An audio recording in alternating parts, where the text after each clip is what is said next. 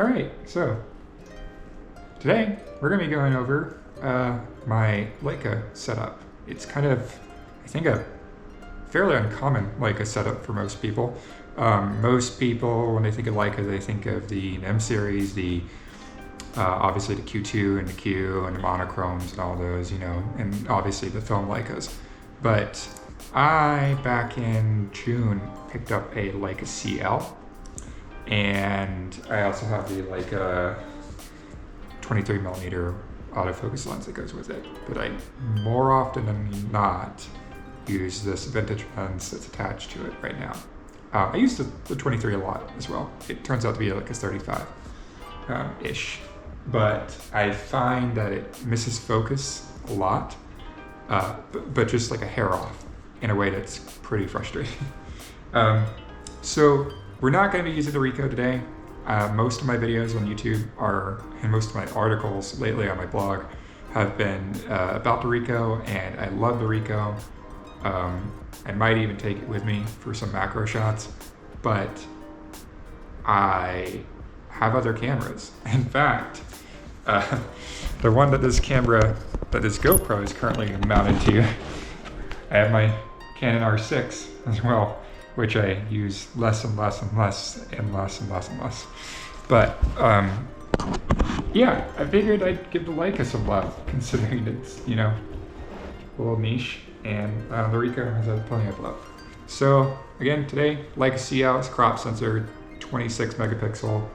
I really obviously I like the Leica colors, everyone likes the colors, but I also really like its black and white setup and the way it kind of just renders dynamic range with its black and white photos.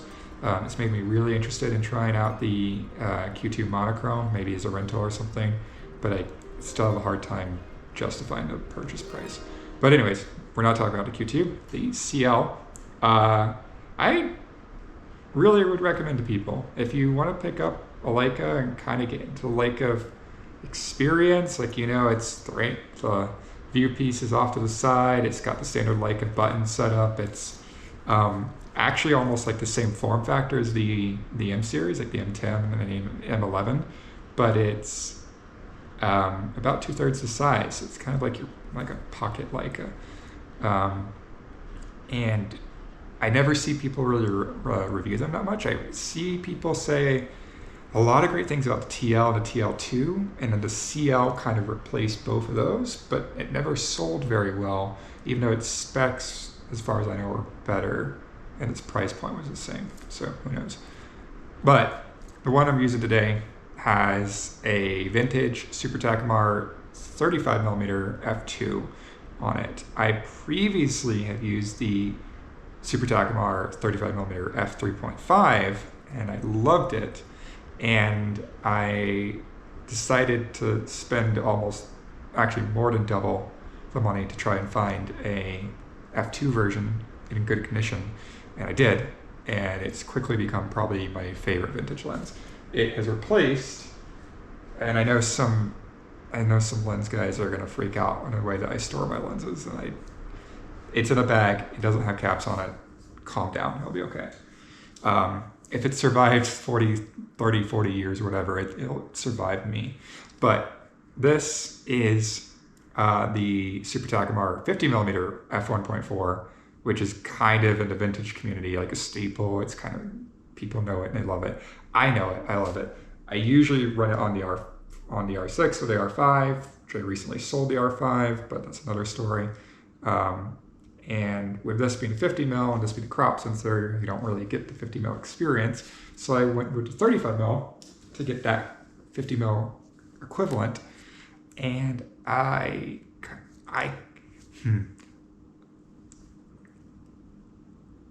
really like it. It's hard to say if I like it better than the 50mm 1.4, because the 1.4 is often pretty sharp at 1.4 too. And this f2, you usually have to stop it up to like 2.2 or 2.8 to get really sharp photos. But I mean, for vintage lenses and the crazy bokeh and the glow that they give and everything, it's a really nice shooting experience. And wow, this has been a long intro. Most of the time my videos are a few minutes total, and I feel like this intro's already been that long. So we're gonna try to wrap this up and say that this is my last video that I will be making in America for a while, because I am moving to Budapest. If the EU wants to track me down, I'm not moving there. I am doing a long-term tourist visa, but whatever.